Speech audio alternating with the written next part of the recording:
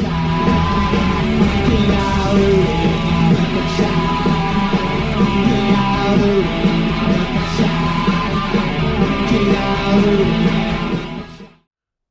up, everybody? It's Eric McLeod here for LowBlowRadio. This is Eric After Dark. Going to give you a bit of a double-header episode this week because we had the debut edition of Elevation from AEW on Monday, and then on Tuesday it was a normal episode of Dark, but tons of matches to cover, so I will jump right into things here. We kicked off Elevation with Jungle Boy getting a victory over Danny Limelight.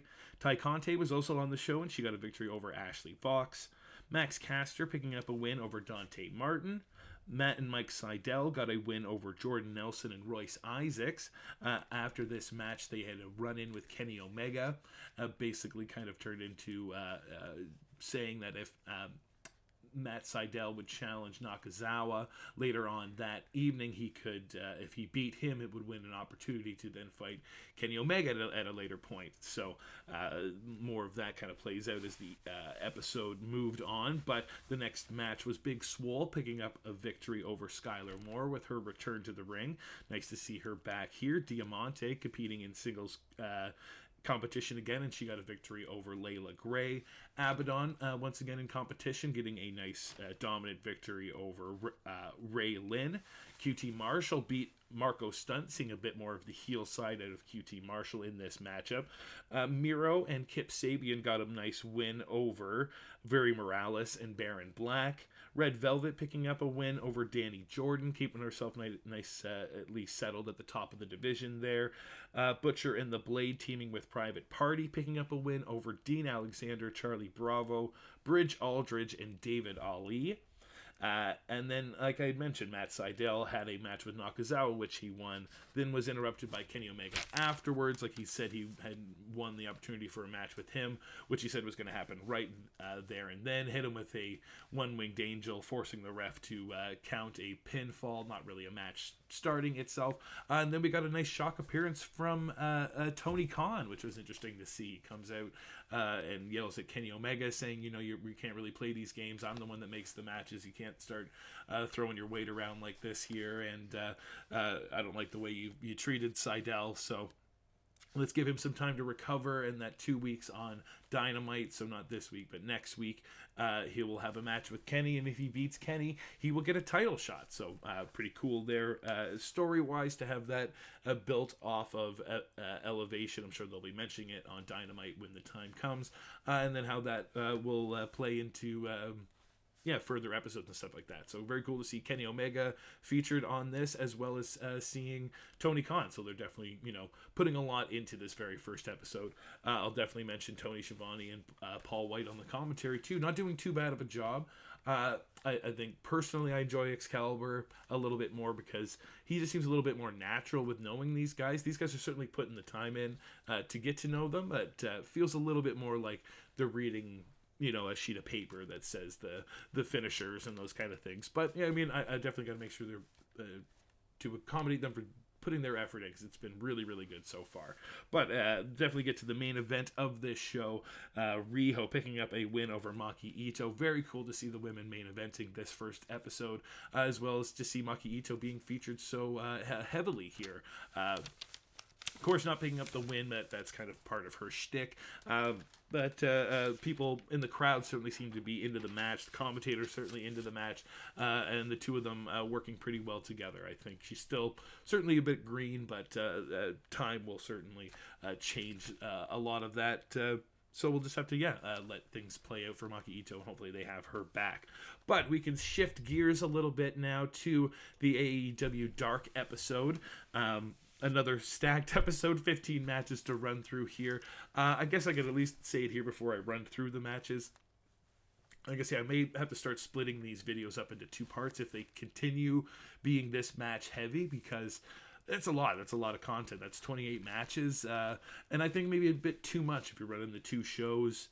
It's maybe a bit too heavy match-wise. I can maybe see it for other reasons if they're trying to produce a certain amount of content every week. I mean, they're certainly meeting that quota, putting these two shows together. But you just hope it's not overloading things too much. But anyways, we'll kick into this episode of Dark.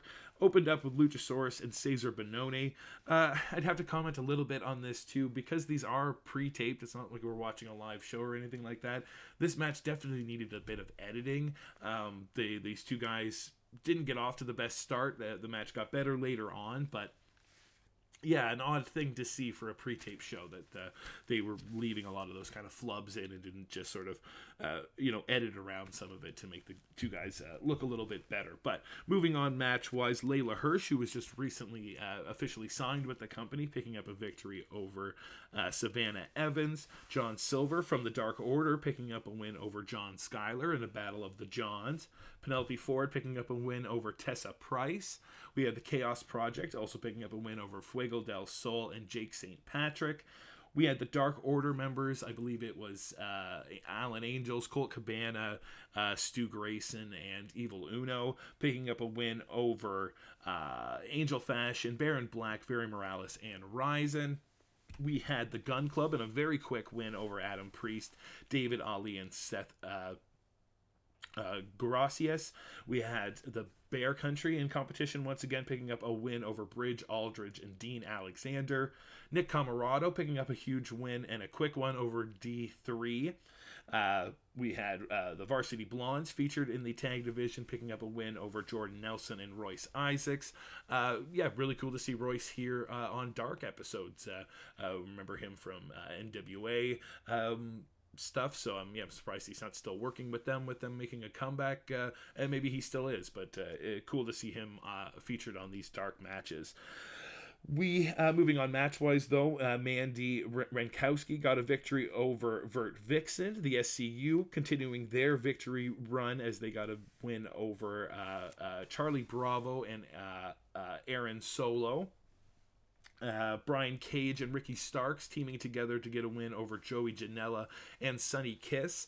A little bit of tension, I think, in Team Taz as well. I think that they're leaning towards maybe just, not too happy with the not getting away with the win over Sting and Darby. Things just not really going the way that they had intended here in AEW.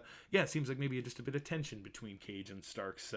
Taz certainly didn't want to put that over on the commentary, but you feel that maybe that's the direction that things could go there. I wonder who ends up, being the face in some of that. I'm really curious to see where that feud could go if they end up turning on each other. And then our main event was 10 from the Dark Order taking on Jack Evans with -1 on the commentary, which is always a fantastic addition. Great to see that kid having the time of his life. It certainly seems like out there. Whether it's watching matches or getting to do commentary here for obviously one of his favorite wrestlers. He certainly enjoys watching 10 do his thing in the ring there, and he was able to get the victory over Jack Evans in a pretty a decent main event for two guys that certainly wouldn't normally be main eventing Dark matches, especially so.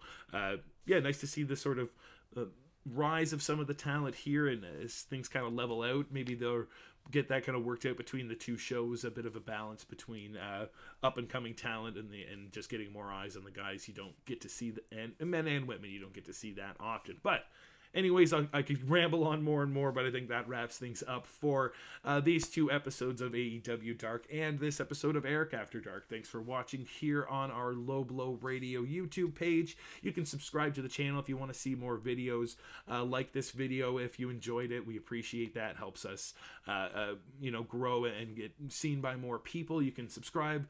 Like I mentioned, get in the comments, let us know what you thought about this. Ring the little bell, notifies you when we have new stuff coming out all the time, and we'll be back with more videos here on Low Blow Radio.